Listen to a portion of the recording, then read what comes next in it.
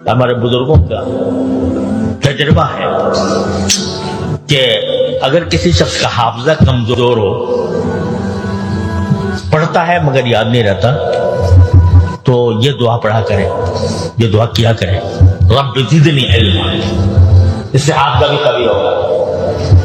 اگر سمجھ میں آنے میں دشواری ہوتی ہے تو پھر بھی یہ پڑھا کرے رب زدنی علما، کیونکہ اس دعا کے ذریعے وہ دو پریشانیاں حضور کی رفع کی گئی نا۔ ایک پریشانی یہ تھی کہ یاد کیسے کروں اس کو، ایک پریشانی یہ تھی کہ اس کو سمجھوں کس طرح۔ دونوں پریشانیوں کا علاج آپ نے فرمایا رب زدنی علما، یہ کہو رب زدنی علما۔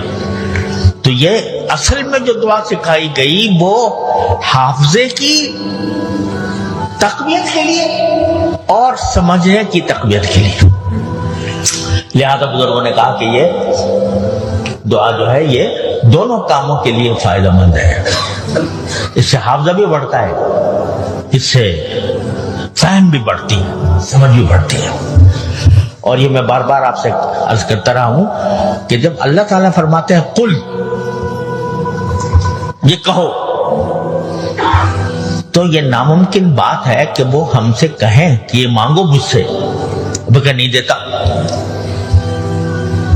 یہ کیسے ممکن ہے کہ وہ ہم سے فرمائے کہ یہ کہو، یہ مانگو، اور جب مانگے تو نہ دے؟ یہ تو اللہ تعالیٰ سے ممکن نہیں۔ لہذا جتنا کہو گے اتنا ہی انشاءاللہ اس کا نتیجہ نکلے گا، حافظہ بھی بڑھے گا اور سمجھ بھی بڑھے گی۔